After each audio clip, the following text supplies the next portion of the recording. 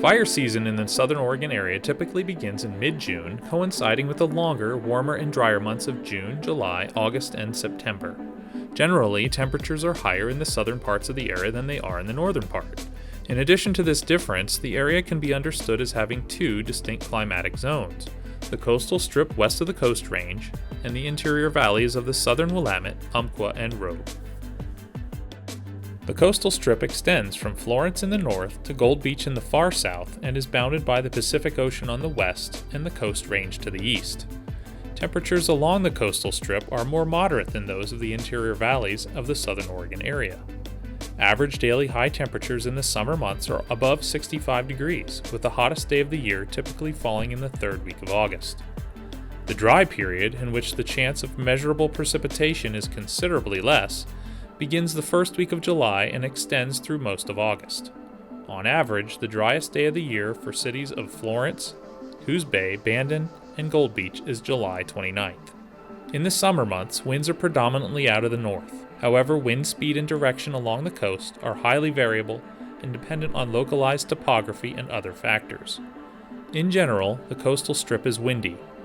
Hourly wind speed averages are above 6.5 to 7 miles per hour. Mornings are usually calm, with wind speeds picking up through the afternoon as temperatures rise.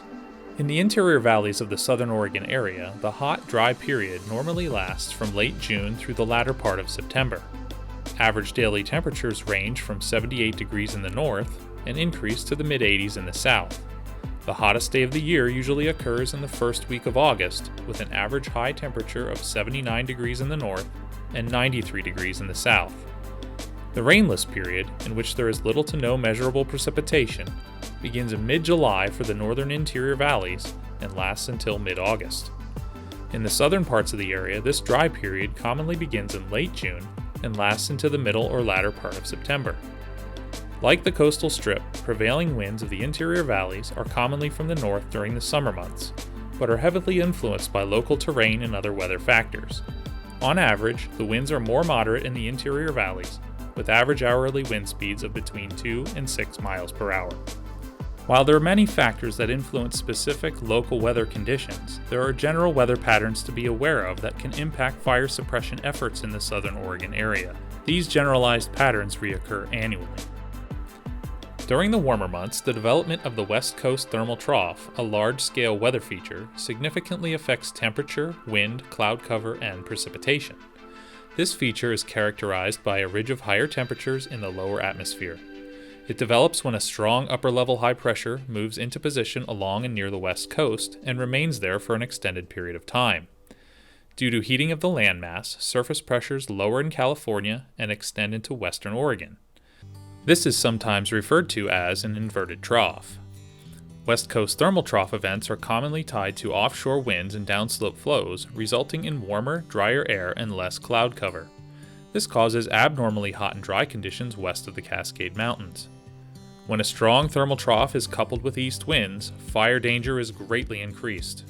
The development and movement of the West Coast thermal trough affects a number of other meteorological measures that affect fire behavior and has profound impacts on local weather conditions. One of the most significant effects of the West Coast thermal trough is the role that it plays in the development of strong east winds that occur annually in the Pacific Northwest. These winds occur during the warm season when a strong surface high pressure develops out over the Pacific and areas of it move inland, then eventually travel east of the Cascades.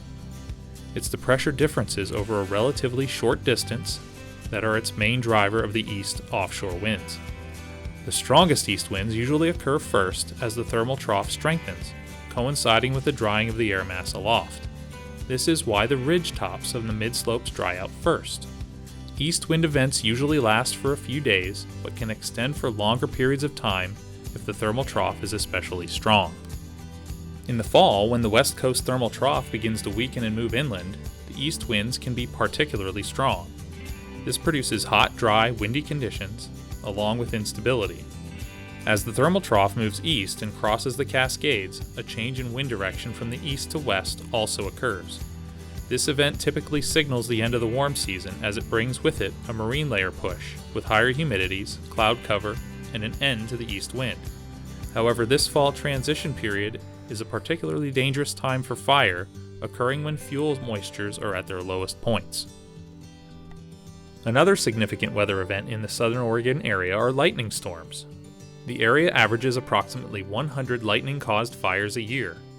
This is about a quarter of the area's 10-year average of nearly 500 fires per year. Lightning storms can occur year-round, but are most frequent beginning in June and peak the last week of July through the first few weeks of August. Lightning storm activity commonly begins to decline significantly by the third week of September. These storms begin as offshore lows in the Pacific and develop into maturity by pulling warm, moist air from the deserts in the south and southeast. As a general rule, lightning activity is more frequent in the area's southern districts, centered around Medford, Grants Pass, and Roseburg, and also along the spine of the Cascades where there is the most instability. In these more lightning-prone areas, it is not uncommon for lightning to start dozens of fires over the course of a 24-hour period. The Coast Range, while not immune to lightning activity, sees significantly fewer lightning-caused fires. The prevailing north winds typical of the summer months can be interrupted by dry frontal passages, in which the air of the valley floors heats faster than that of the mountains, causing strong, gusty winds. As these air masses collide, wind speeds increase and change direction. As the name implies, dry frontal passages occur with little to no precipitation and lower relative humidities. These type of frontal passages are more common in the fall and can significantly impact control efforts and increase occurrence of human-caused fires.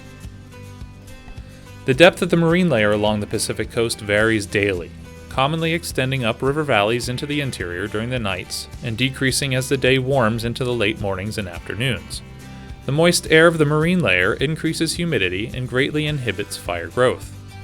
At its greatest extent, this effect can be seen up the Siuslaw, Coos, Umpqua, Coquille, Rogue, and Chetco rivers for many miles into the interior valleys.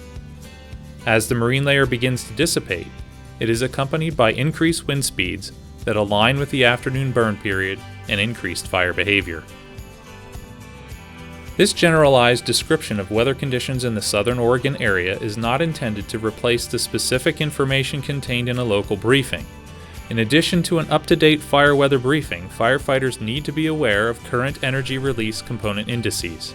This information can be found on local National Fire Danger Rating System pocket cards.